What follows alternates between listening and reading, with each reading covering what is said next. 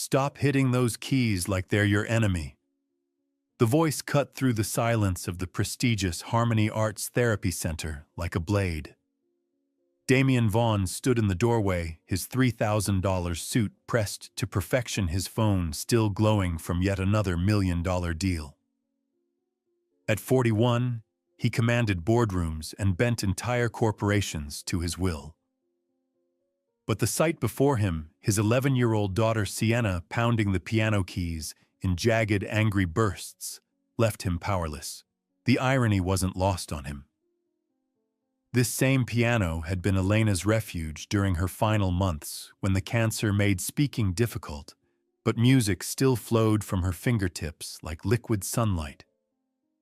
Elena, who'd insisted they keep her old upright piano even after they could afford concert grands. Elena, who'd sung Sienna to sleep every night with melodies that seemed to chase away all the world's darkness. Elena, who'd been gone for 8 months, 2 weeks, and 3 days. And Madeline, who'd entered their lives 6 months ago as a family friend, offering support, gradually becoming more, until their engagement 3 months ago felt like the logical next step toward healing. Sienna's small fists struck the keys again. Crash. The discordant sound echoed off the mahogany walls, shattering the sterile calm of the therapy center. Her dark hair fell across her face like a curtain hiding eyes that hadn't truly smiled since her mother's funeral. She wore the designer dress Damien had chosen, navy blue with pearl buttons, appropriate for a Vaughn family representative, but her small shoulders were rigid with rebellion. Sienna. Damien's voice carried the same authority he used to close deals worth millions. We talked about this. You're representing the Vaughn family tonight at the charity gala. The Metropolitan Children's Hospital relies on our support, and you need to crash. Another violent chord, this one so harsh, it made the crystal chandelier above them shiver. Damien felt his jaw clench. In his world, problems had solutions. Grief had timelines. Children had therapies. Everything could be managed, controlled, fixed. Except this. Except Sienna's silence that spoke louder than screams, her rage that emerged only through discordant music, her way of making their penthouse feel hollow despite its $20 million price tag.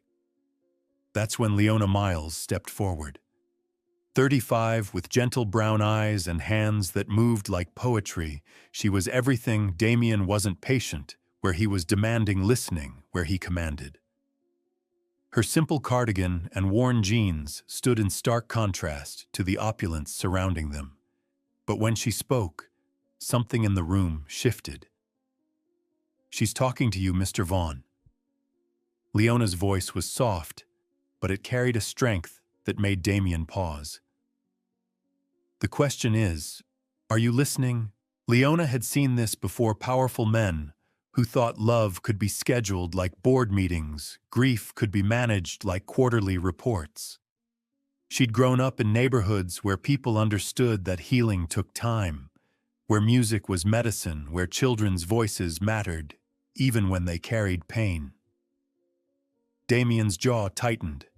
He'd built his empire by being heard, not by listening to the chaos of an angry child. "Ms. Miles, I appreciate your methods, but Sienna needs to learn appropriate behavior. The Blackstone family will be at tonight's gala. Their foundation partnership could..." "Could what?" Leona interrupted gently. "Make her mother's death hurt less. Make an 11-year-old girl feel less abandoned." The words hit like physical blows. Damien's phone buzzed urgently, another text from Madeline about tonight's seating arrangements, about which donors to prioritize, about the image they needed to project. The life he'd built required constant performance, even from grieving children.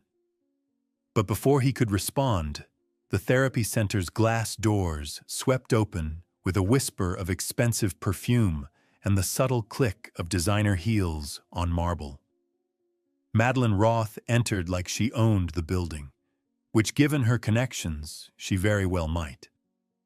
At 38, She was everything the elite circles expected. Blonde, brilliant, and polished to a mirror shine. The daughter of a state senator, a corporate lawyer who'd never lost a case, and now Damien's fiancée.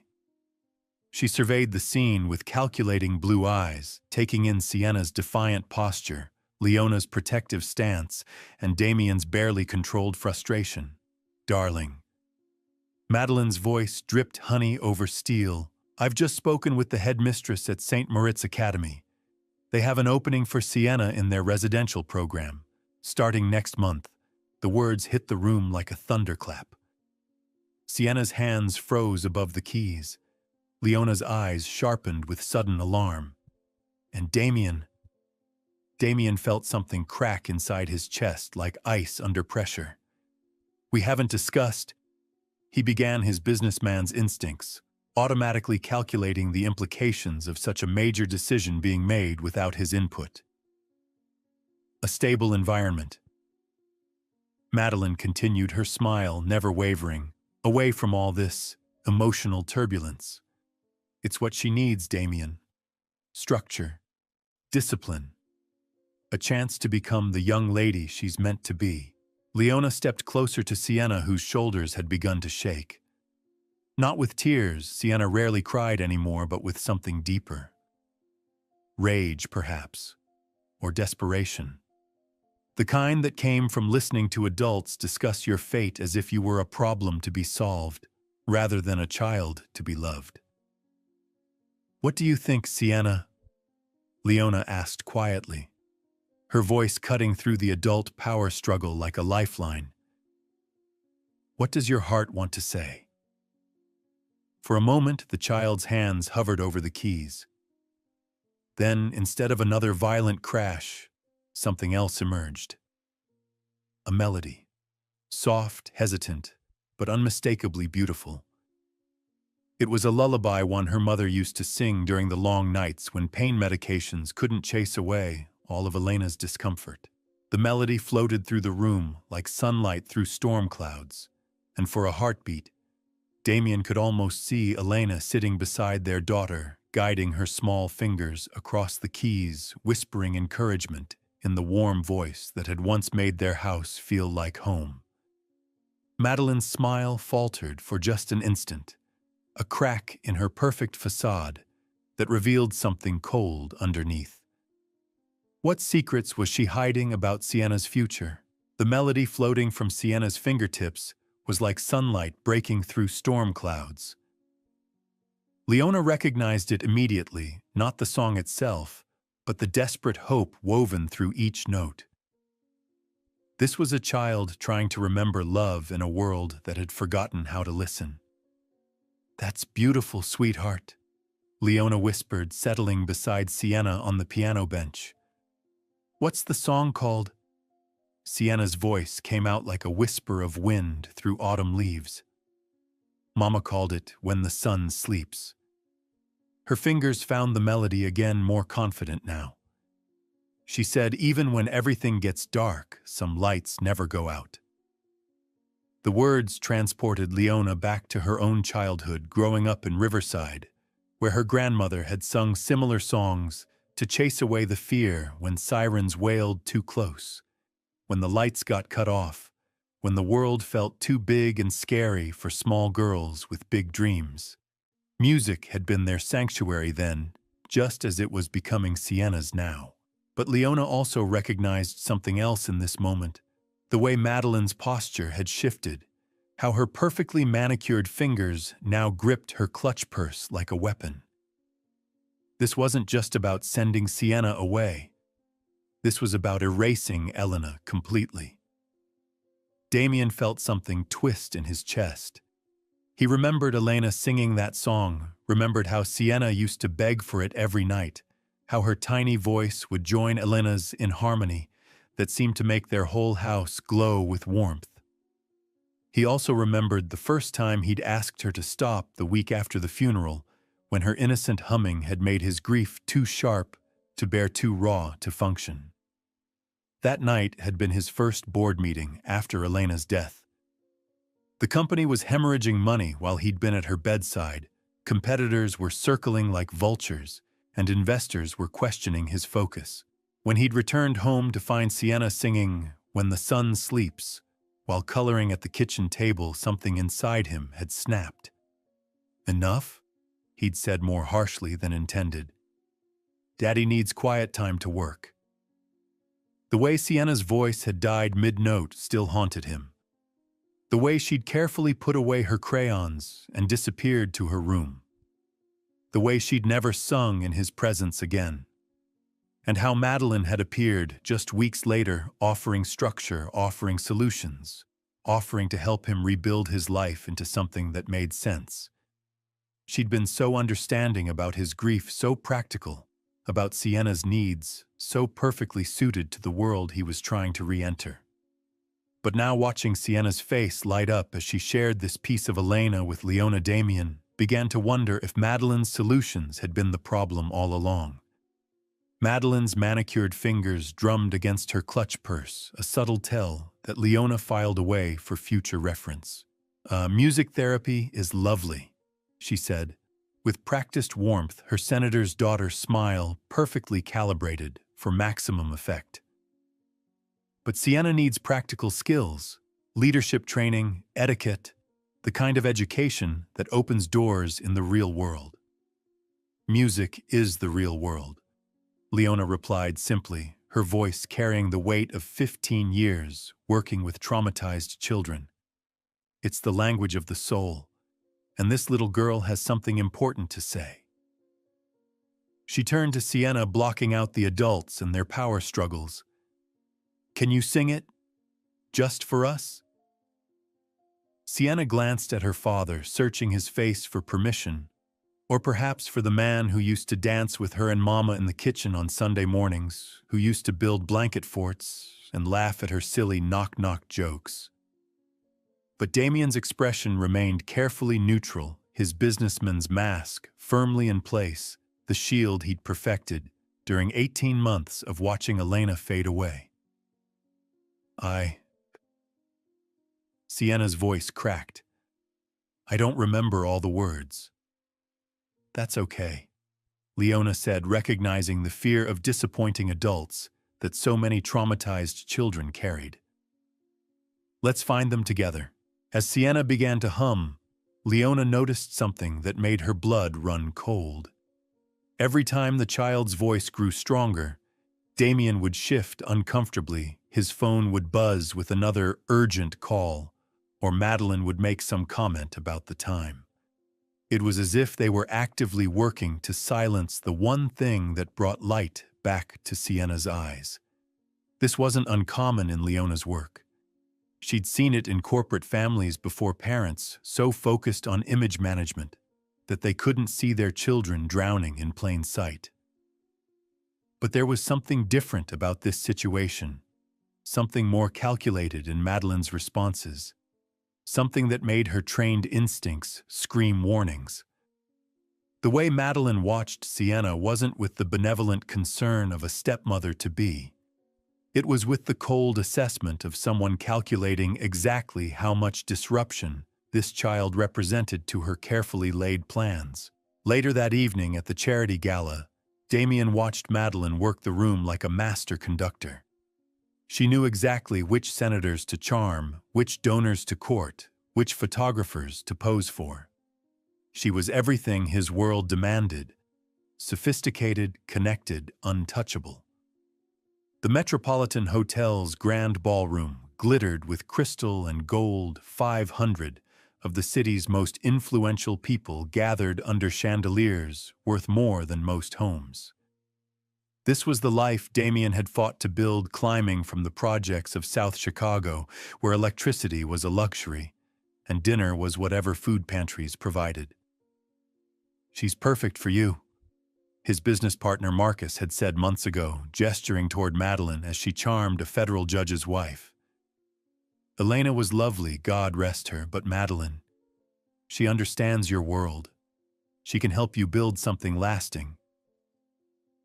Standing in the marble ballroom, surrounded by crystal chandeliers and the city's most powerful elite, Damien tried to feel proud. Every handshake, every deal, every carefully calculated move had led him here. He'd given Sienna everything Elena had never had: private schools, designer clothes, a penthouse overlooking the lake, therapy at the most exclusive center in the city. So why did he feel so empty? Why did success taste like ash when he thought about Sienna's silent tears, her careful withdrawal from everything that once brought her joy? But there was something else bothering him tonight. The way Madeline had announced St. Moritz so publicly, as if it were already decided. The way she'd dismissed Dr. Hayes's concerns about separating Sienna from her support system. The way she spoke about his daughter's healing as if it were a business problem to be solved, rather than a delicate process to be nurtured. Across the room, he spotted Sienna sitting alone at their table, picking at her food. She wore the navy dress Madeline had chosen, appropriate, elegant, and completely wrong for an 11-year-old who just wanted to remember her mother through song. Her small shoulders were perfectly straight, her hands folded in her lap, every inch the proper young lady Madeline was molding her to become. But her eyes looked decades older than they should be. When Damien approached, Sienna looked up with careful politeness, the kind of expression that broke his heart because it was so different from the wild joy she'd once shown him. "Daddy!" The word was so quiet he almost missed it over the ballroom's ambient noise. "Why doesn't Madeline like my song?" The question hit him like a physical blow. Around them, conversations continued about stock portfolios and vacation homes, political appointments and social climbing. None of it mattered. Nothing mattered, except the pain in his daughter's voice. "What do you mean, baby?" "When I was singing today." Her face got all tight, like when she sees fingerprints on her car. Sienna's fork pushed peas around her plate with mechanical precision. "Does she not want me to remember Mama?" Damien's throat closed. How could he explain that Madeline saw Sienna's grief as an obstacle to their perfect future? That every reminder of Elena was a crack in the flawless facade they were building? That in Madeline's world, messy emotions were liabilities to be managed, not wounds to be healed? "She just wants what's best for you," he said finally, the same hollow phrase he'd been repeating for months, the words tasting more bitter each time. Sienna nodded, with the resigned acceptance of a child who'd learned not to argue with adult logic she couldn't understand. "Okay, Daddy." But something in her eyes dimmed like a candle flame guttering in the wind. That night, after Madeline had returned to her penthouse and Sienna was asleep, Damien found himself standing in his late wife's closet. Elena's clothes still hung there, still carried the faint scent of her lavender perfume mixed with the hospital antiseptic that had clung to everything in those final weeks.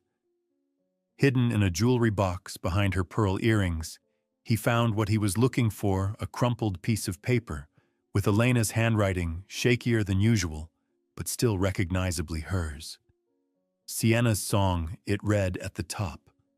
Below, in Elena's careful script, were the lyrics to "When the sun sleeps. When the sun sleeps and the world grows dark, remember my love, you carry a spark. No shadow can hold you, no storm make you small. You are light, you are hope, you are loved most of all. Some nights feel longer than others, it's true, but morning will come and so will I to you. Not gone, just different, not lost, just changed. In every song you sing, our love's arranged." Damien's hands shook as he read. Elena had written this for Sienna during her final weeks, when the cancer made speaking difficult, but her love for their daughter burned brighter than ever.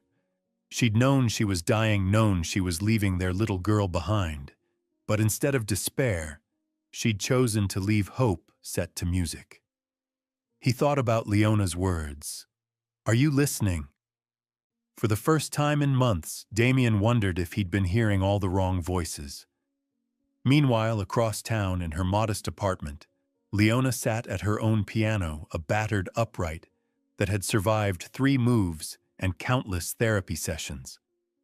Her fingers moved across the keys, but she wasn't making music. She was thinking about Sienna's song, about the way the child's voice had trembled with hope and fear in equal measure. Leona had seen this before. Children silenced by well-meaning adults who confused compliance with healing, who thought grief had expiration dates and love could be scheduled. But there was something different about Sienna's situation, something that made Leona's professional instincts scream warnings into the night. She'd noticed how Madeline watched Sienna not with love or even tolerance, but with the calculating gaze of someone solving a problem. And Damien was drowning in his own grief while pretending to be the master of his universe. Leona thought about her own sister Maya, who died at 16 because the hospital staff had dismissed her complaints as dramatic teenager behavior until it was too late. A blood clot that could have been easily treated became fatal because nobody listened to a young black girl from the wrong neighborhood. That's when Leona had stopped pursuing her own singing career and dedicated her life to making sure children's voices were heard, especially when adults were too busy or too prejudiced to listen. Leona opened her laptop and began typing a note for Sienna's file. Client shows significant emotional attachment to music as connection to deceased mother. Recommend increased focus on musical expression as pathway to healing. Caution family dynamics may be inhibiting progress. She paused, then added, Father appears to be unconsciously suppressing child's primary coping mechanism. Stepmother's influence unclear, but potentially problematic. What Leona couldn't write in any official file was the chill she'd felt when Madeline smiled at Sienna like winter wind pretending to be spring sunshine. Or the way Madeline's eyes had gone cold when Sienna sang as if the child's grief was a personal insult rather than a natural response to devastating loss. How far would Madeline go to erase Elena's memory? The next morning brought the first real crack in Madeline's perfect facade. Damien arrived at the therapy center to find Sienna's session already in progress. Through the observation window, he watched his daughter sitting at the piano with Leona, both of them smiling, actually smiling, as they worked through a simple melody together. It was the first time in 8 months he'd seen Sienna's face light up with genuine joy. Try this part. Leona suggested, her fingers dancing across the higher keys with the grace of someone who'd grown up making music out of necessity, not luxury. Let your voice float with it like it's riding on air. Sienna nodded and began to sing, her voice stronger than Damien had heard it in months, when the sun sleeps and the world grows dark. The words hit Damien like a tsunami of memory. Elena's song, the one he'd asked Sienna to stop singing because it made the house feel too empty, too full of ghosts, that whispered of his failures as a husband who couldn't save his wife, as a father who couldn't heal his child. But hearing it now, seeing the way Sienna's whole being came alive with each note, he realized what he'd really been silencing: his daughter's healing, his wife's legacy, his own capacity for love that wasn't measured in profit margins. "She's making remarkable progress," came a voice behind him. Damien turned to find Dr. Patricia Hayes, the center's director, watching the session with professional satisfaction. A woman in her 60s with silver hair and kind eyes, she'd built her reputation on helping the children of the wealthy navigate trauma that money couldn't fix. Music therapy often unlocks emotions that traditional talk therapy can't reach. Dr. Hayes continued, her voice carrying the authority of 30 years treating the city's elite families, especially in children dealing with profound loss. Ms. Miles has a gift for connecting with traumatized children from all backgrounds.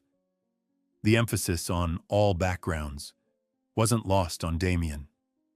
In his world of country clubs and private schools, diversity was often a carefully managed marketing strategy rather than a genuine commitment to inclusion. Traumatized. The word scraped against Damien's throat like broken glass. Sienna isn't traumatized. She's just adjusting. Dr. Hayes gave him a look that was both kind and uncompromising, the same expression Elena used to wear when she caught him working through Sienna's bedtime stories. Mr. Vaughn, your daughter lost her mother 8 months ago. She's been virtually silent ever since, according to your intake forms. That's textbook childhood grief trauma. The fact that she's singing again is a breakthrough we should celebrate, not minimize. Through the window, Sienna was now humming, while Leona played, their voices blending in a harmony that seemed to fill the room with light. For the first time since Elena's death, Sienna looked like a child again, not a broken doll in expensive clothes, performing appropriate grief for adult comfort. The residential program Ms. Roth mentioned, Dr. Hayes added, carefully studying Damien's face, that would interrupt this progress significantly. Children Sienna's age need stability and familiar faces during trauma recovery, not more upheaval. Separation from primary attachment figures can actually worsen symptoms. Damien's phone buzzed insistently. Madeline, brunch at the club in an hour. We need to discuss Sienna's enrollment timeline. The headmistress is expecting our decision by Friday. Another buzz. The Blackstone Foundation wants to meet Sienna before committing to the partnership. She needs to make a good impression. And another.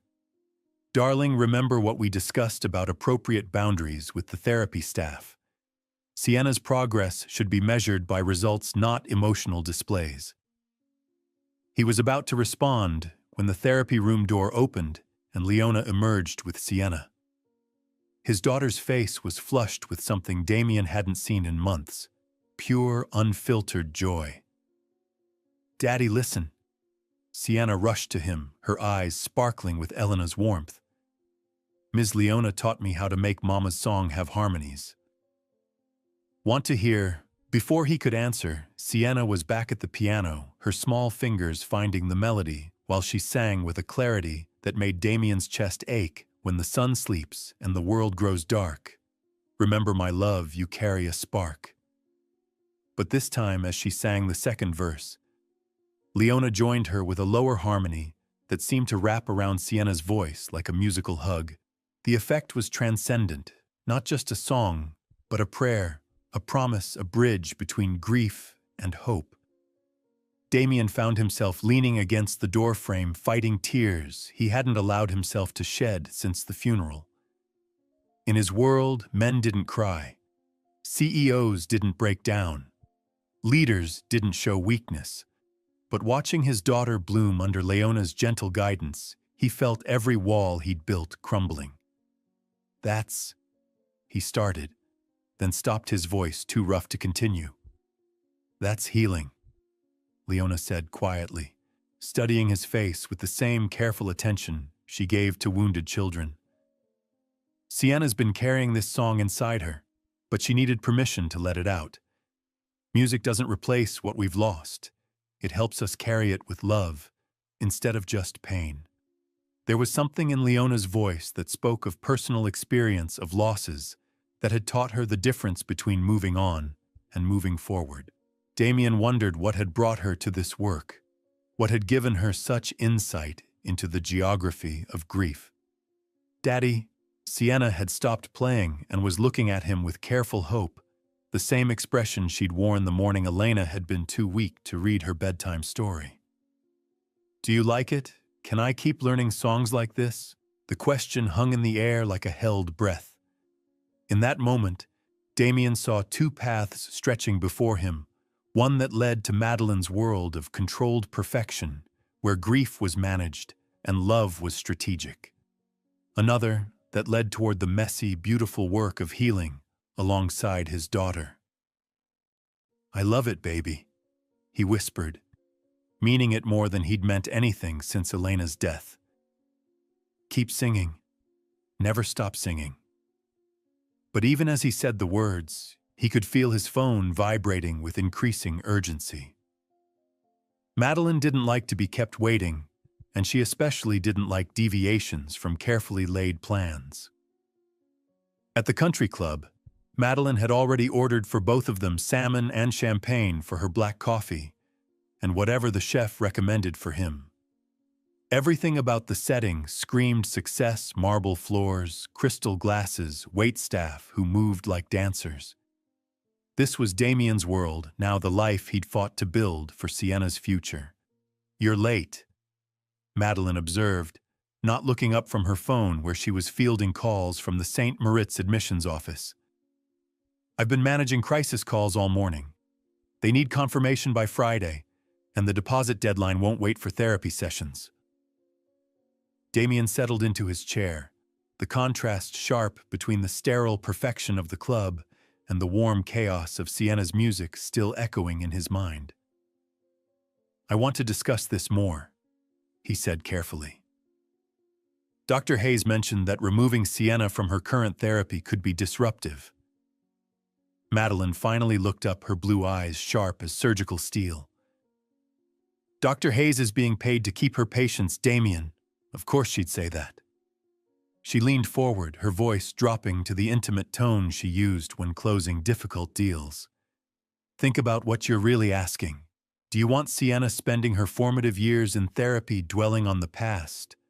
Or do you want her learning to navigate the world she'll actually inherit?"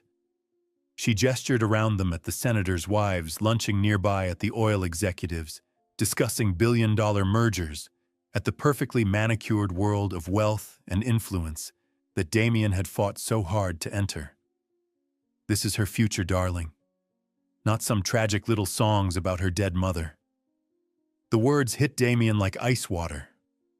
There was something in the way Madeline said tragic little songs, a dismissive cruelty that made his stomach turn, that reminded him of the executives who'd called Elena's final months a distraction from business priorities. "Those songs help her remember Elena," he said quietly, testing the waters of disagreement. "And that's exactly the problem." Madeline's smile never wavered, but her voice carried a new edge, the same tone she used with opposing counsel in depositions. "Sienna needs to move forward, not backward. We're building a family together, Damien. That means letting go of ghosts." The word ghosts hit him like a physical blow. Elena wasn't a ghost. She was Sienna's mother, his late wife, the foundation of everything good in their family. But to Madeline, she was just an obstacle to be overcome, a competitor for Damien's attention and Sienna's loyalty. "What if she doesn't want to let go?" he asked, thinking of the light in Sienna's eyes when she sang. Madeline's laugh was like crystal breaking. "She's 11, darling. Children don't know what they want. That's why they need strong parents to guide them." Strong parents. The phrase echoed in Damien's mind as he drove home, remembering how Elena used to say that strong parents listened first and guided second, how she'd spent hours encouraging Sienna's musical interests, building blanket forts, reading bedtime stories with funny voices that made their daughter giggle until she could barely breathe. Elena had been strong in ways Madeline couldn't comprehend, strong enough to be vulnerable, brave enough to let love be messy, wise enough to know that healing took time. That evening, as Damien helped Sienna with her homework, he noticed a piece of paper sticking out from under her pillow. Elena's handwriting.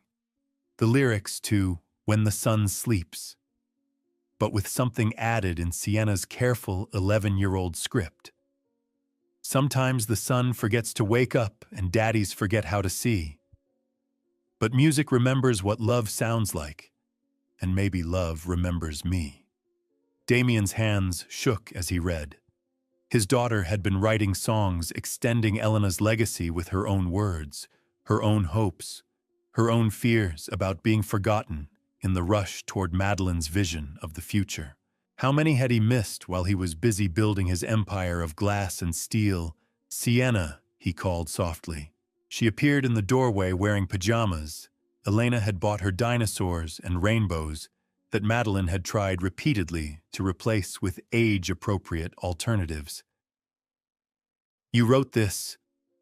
He held up the paper, his voice thick with emotion. Sienna's face crumpled with the fear of a child caught breaking rules she didn't understand. "I'm sorry, Daddy.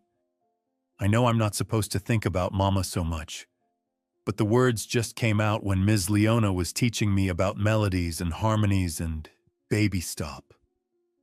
Damien gathered her into his arms, his heart breaking at how quickly she'd learned to apologize for missing her mother. "You never have to be sorry for remembering Mama. Ever." Sienna looked up at him with Elena's eyes searching his face for the truth beneath his words. "Really, even if it makes Madeline's face go all tight?" The innocent observation hit him like a sledgehammer. His 11-year-old daughter had noticed what he'd been too blind to see, that Madeline's love came with conditions, and one of those conditions was erasing Elena from their lives completely. "Especially then," he whispered, meaning it more than he'd meant anything in months. But even as he held his daughter, Damien couldn't shake the feeling that forces beyond his control were already in motion. Madeline had mentioned deadlines, deposits, decisions that couldn't wait for therapy breakthroughs or father-daughter bonding moments. What was Madeline planning that he couldn't see coming? The call came at 2:15 p.m. on a Wednesday. Damien was in a board meeting when his assistant burst through the door, her face pale with panic. "Mr. Vaughn, Sienna's school called. She's missing." The words hit the conference room like a bomb. Damien was on his feet before his mind fully processed what he'd heard. "What do you mean, missing?" "She was in class this morning, but during lunch break she just disappeared. No one saw her leave. Security is reviewing the cameras now." Damien's hands shook as he grabbed his keys, his mind racing with possibilities. Had someone taken her? Had she run away? And why couldn't he reach Madeline? 20 minutes later, he stood in Principal Morrison's office watching grainy security footage of his 11-year-old daughter walking purposefully out the school's back gate during lunch. She carried her backpack, and something clutched in her small fist, a piece of paper. She didn't look distressed, Principal Morrison explained. She looked determined, like she knew exactly where she was going.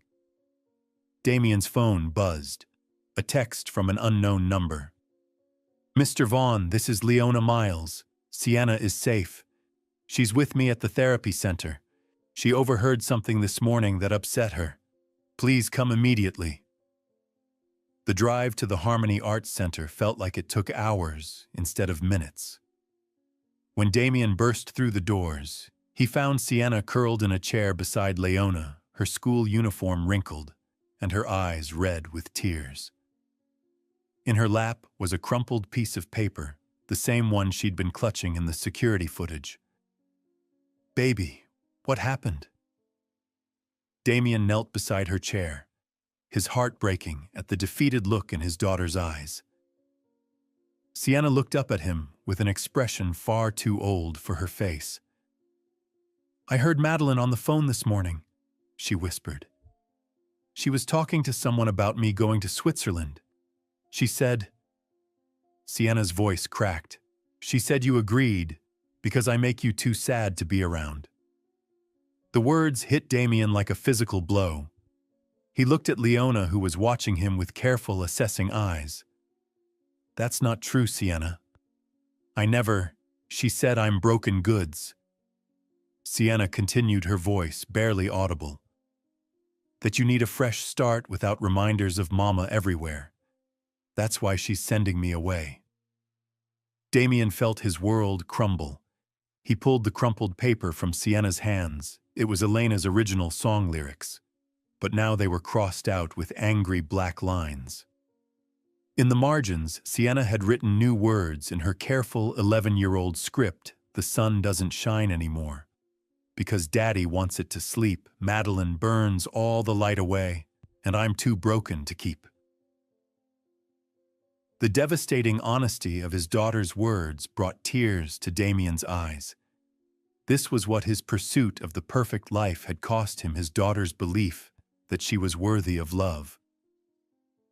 "You are not broken," he said fiercely, gathering Sienna into his arms. "You are the most precious thing in my world, baby, and I never ever agreed to send you away."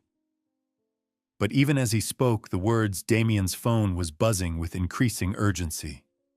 Text after text from Madeline, each one more demanding than the last. Leona cleared her throat quietly.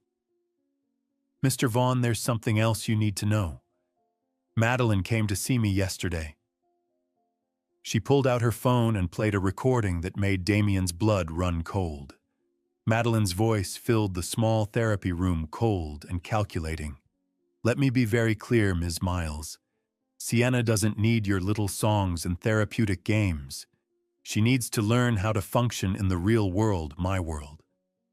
Keep filling her head with fantasies about her dead mother, and you'll be responsible for crippling her future." But it was what came next that stopped Damien's heart. "You don't belong here treating the children of people like us. You're just a teacher from the slums, and you'll never understand what families like ours need. When Sienna is at St. Moritz next month, learning to be a proper young lady, she'll thank me for saving her from your therapeutic nonsense." The recording continued with Madeline's offer of $50,000 for Leona to relocate her practice, followed by thinly veiled threats about destroying her career. Damien stared at the phone in horror. This was the woman he'd planned to marry. The woman he'd trusted with his daughter's future. "There's more," Leona said quietly. She pulled up another recording, this one from earlier that morning. Sienna was hiding in the hallway when Madeline made this call. A new voice emerged from the phone, Madeline talking to someone else. Her tone businesslike and cold. "Yes, the car will pick her up at 3 p.m. tomorrow. No, Damien doesn't need to be involved. I have power of attorney for educational decisions." "What?" "Of course he'll understand eventually. Sienna needs structure, not coddling. These therapeutic songs are making her worse, not better." The voice on the other end was muffled, but Madeline's response was crystal clear. "Look, the child is damaged goods. Her father knows it, even if he won't admit it. This boarding school will fix what that music therapy woman has been encouraging. Trust me, everyone will be happier when she's out of the picture." Sienna had heard every word.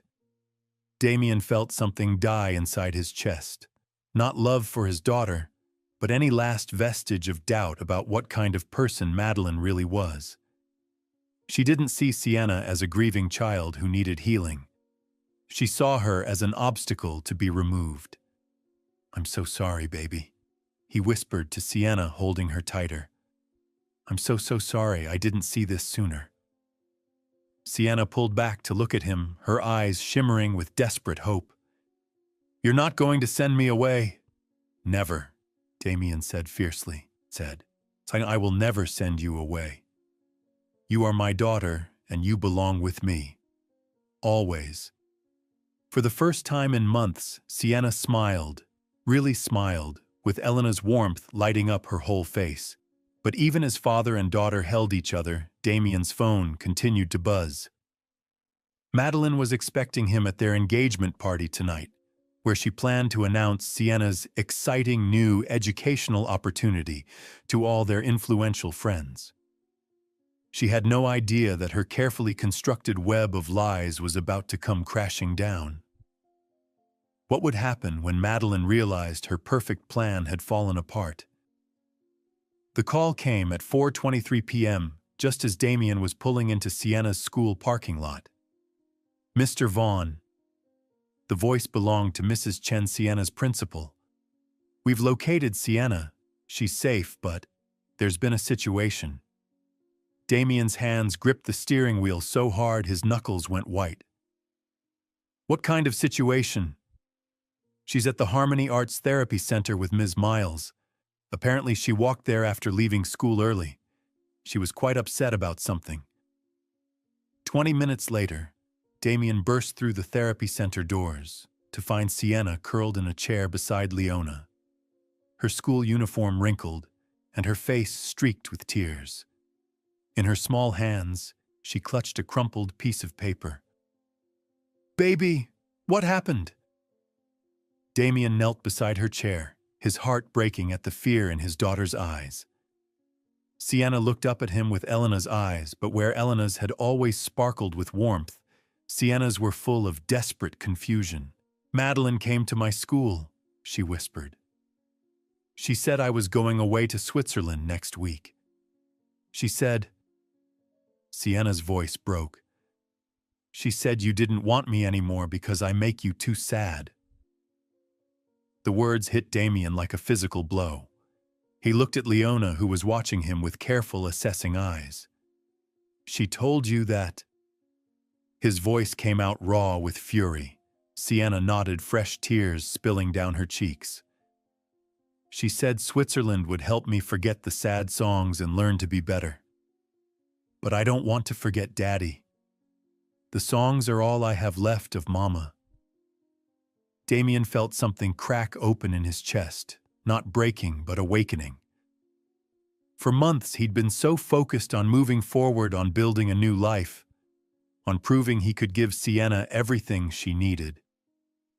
But he'd been listening to all the wrong voices. "You're not going anywhere," he said firmly, pulling Sienna into his arms. "Not to Switzerland, not anywhere you don't want to go. I promise." But Madeline said. Madeline was wrong. The words came out harder than he intended, but he meant every syllable. "You are never going to be too sad for me, baby, and you are never ever going to forget Mama on my watch." He looked at Leona over Sienna's head. "What did Madeline say to you?" Leona hesitated, then seemed to make a decision. "She tried to buy me off this afternoon. $50,000 to relocate my practice and stop treating Sienna." Damien's vision went red around the edges. "She what?" "She said Sienna needed to learn to function in your world," her words. "That the songs about Elena were keeping Sienna trapped in the past." Leona's voice was steady, but Damien could see the anger burning behind her professional calm. "She made it very clear that my methods weren't appropriate for families like yours." The phrase hit Damien like ice water. Families like yours. He'd heard Madeline use similar language before, always with that particular smile that made it sound like a compliment while cutting like a blade. "There's more," Leona continued quietly. "I recorded our conversation. She made some threats about my professional reputation if I didn't stop treating Sienna." Damien felt the last pieces of his carefully constructed denial crumble. This wasn't about what was best for Sienna. This had never been about what was best for Sienna. "Can I hear it?" he asked. Leona pulled out her phone and played the recording. As Madeline's voice filled the small therapy room, cold, calculating, dismissive, Damien watched his daughter's face grow smaller with each cruel word. "She really doesn't want me to remember, Mama," Sienna whispered when the recording ended. "No, baby." Damien said, his voice thick with emotion he'd been suppressing for too long. "She doesn't. But I do. I want you to remember everything about Mama. Her songs, her stories, her laugh, the way she made pancakes, shaped like butterflies, on Sunday mornings." Sienna looked up at him with wonder, as if he'd just given her permission to breathe again. "Really, you want me to remember?" "I want you to sing every single one of her songs," Damien said, meaning it more than he'd meant anything in his life. "I want you to write new verses and teach them to me. I want our house to be full of music again." For the first time in months, Sienna smiled, really smiled, with Elena's warmth and joy lighting up her whole face. "Can Ms. Leona help me write a song for you?" she asked. About how daddies can learn to listen again? Damien looked at Leona, this woman who'd seen what he'd been too blind to notice, who'd fought for his daughter when he'd been too lost in his own pain to fight for her himself. "If Ms. Leona is willing," he said, "I'd be honored to hear it." Leona smiled, the first genuine smile she'd given him since they'd met. "I think I know just the melody." But even as the three of them sat together in the growing warmth of understanding, Damien's phone was buzzing with increasing urgency. Text after text from Madeline, each one more demanding than the last. "Where are you? The St. Moritz representative is here." "Damien, you're embarrassing me. Get here now. If you're not here in 20 minutes, I'm handling this myself." The final text made his blood run cold. "I've already transferred the enrollment deposit." Sienna flies out Sunday. Damien stood up, his jaw set with a determination he hadn't felt since his early days building his business empire, back when he'd fought for everything and apologized to no one. "I have to go handle something," he told Sienna and Leona. "But first I need to make a phone call." He dialed his lawyer's number, his voice steady and cold as winter steel when the man picked up. "Richard, it's Damien Vaughn. I need you to do 3 things immediately. First, cancel any and all financial authorizations for Madeline Roth. Second, I want a restraining order filed against her for harassment of my daughter. Third," he paused, looking at Sienna, who was watching him with growing hope. "Third, I want you to draw up documents removing her from any legal decisions regarding Sienna's care, education, or welfare. Effective immediately." As he hung up, Sienna reached for his hand. "Are you choosing me, Daddy?" she asked with the devastating directness that only children possessed. Damien knelt beside her chair and took both her small hands in his. "I'm choosing us, baby. I'm choosing our family. I'm choosing love over everything else." But as they sat together in the safety of the therapy center, none of them could have predicted what Madeline would do when she realized her perfect plan was falling apart. How far would she go to salvage her vision of the future? The aftermath of the engagement party was swift and brutal. Within hours, videos of Sienna's song had spread across social media, accompanied by phone footage of Madeline's meltdown. The city's elite were buzzing with shock and admiration for the brave little girl who'd exposed the truth. But Madeline wasn't finished.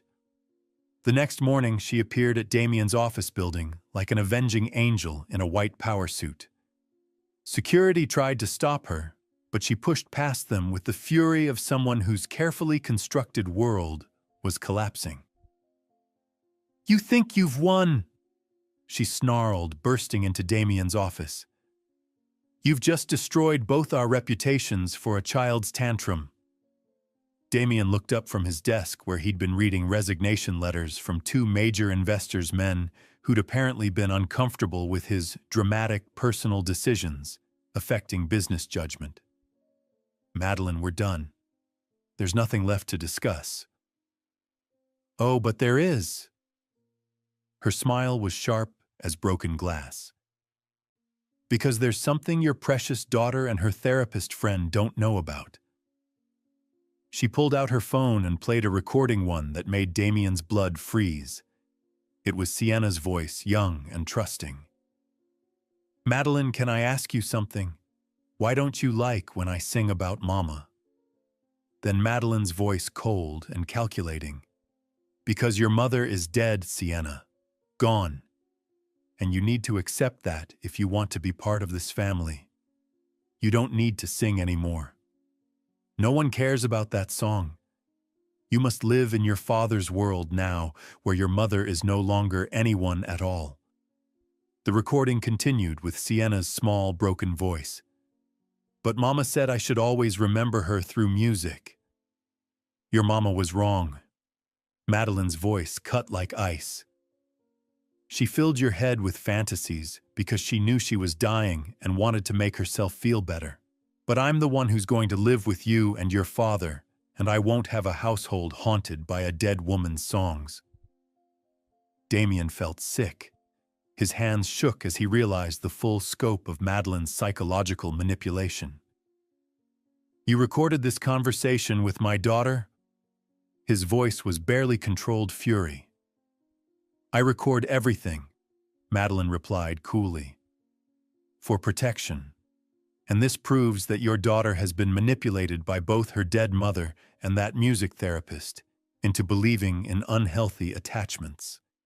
Any court would see this as evidence that she needs professional intervention." She leaned forward, her eyes glittering with malice. "Marry Me sends Sienna to Switzerland as planned, and this recording disappears. Continue down this path, and I'll make sure every family court in the state hears how you're enabling your daughter's delusional conversations with dead people." For a moment, Damien stared at the woman he'd almost married. How had he ever thought her beautiful? How had he missed the calculating cruelty behind her polished exterior? "You're threatening to use psychological warfare against my grieving daughter," he said quietly. "I'm offering to save her from becoming a damaged adult who can't function in reality." "No!" Damien stood up, his voice gaining strength with each word. "You're revealing exactly who you've always been, and you know what I'm grateful." Madeline's confident expression faltered. "What?" "I'm grateful that you showed me what I was about to choose over my daughter's healing, what I was about to choose over love itself." He walked around his desk, his presence suddenly filling the room with quiet authority. "You want to take that recording to court? Do it. Let every judge in the state hear how you psychologically abused a grieving 11-year-old. Let them hear you tell a child that her dead mother is no longer anyone at all." Madeline's face went white. "Because here's what you don't understand," Damien continued. "I don't need your world anymore. I don't need the country club memberships or the political connections or the business deals that require me to sacrifice my daughter's soul." He picked up the resignation letters from his desk. "These investors, they can take their money and their judgment and leave. I built this company once from nothing. I can do it again. But I can't rebuild my daughter's trust if I lose it now. You're throwing away everything." Madeline's composure finally cracked completely. "Your reputation, your business, your place in society for what a child's grief songs, for love," Damien said simply. "For the most important thing I'll ever build, my relationship with my daughter."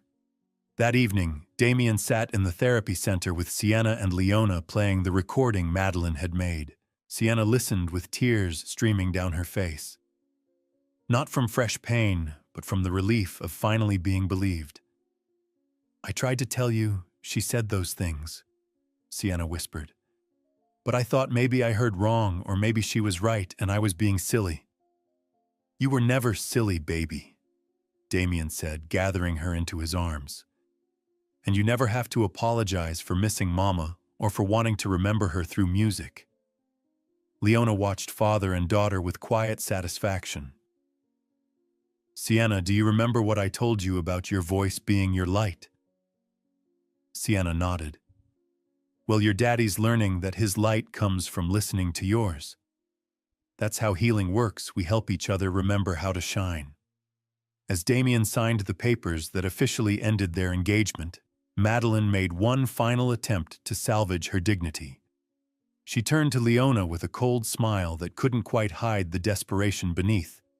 "You win," she said, her voice dripping with disdain, born of a lifetime of privilege that had never prepared her for genuine defeat. "But you'll always be an outsider. You'll never truly belong in his world." Leona looked at this woman who'd tried to destroy a child's healing and felt nothing but pity, the same emotion she'd felt watching her sister's bullies years ago, people so afraid of their own emptiness that they had to diminish others to feel powerful. "I don't need the table of someone who serves poison to children," she replied quietly, her voice carrying the dignity of someone who'd built her own worth from the ground up. "I'd rather build my own table, one where love is the only currency that matters." Later that evening, the three of them sat together at the therapy center's old piano, the same instrument that had witnessed Sienna's first tentative return to music. Damien's voice was rusty, uncertain, like a muscle that hadn't been used in too long, but as Sienna and Leona guided him through Elena's lullaby, something beautiful emerged. Not perfect harmony, but perfect love.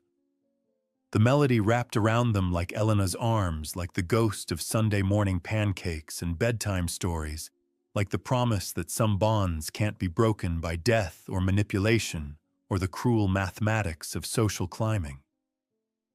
"Daddy," Sienna said when the song ended, "I wrote you something new."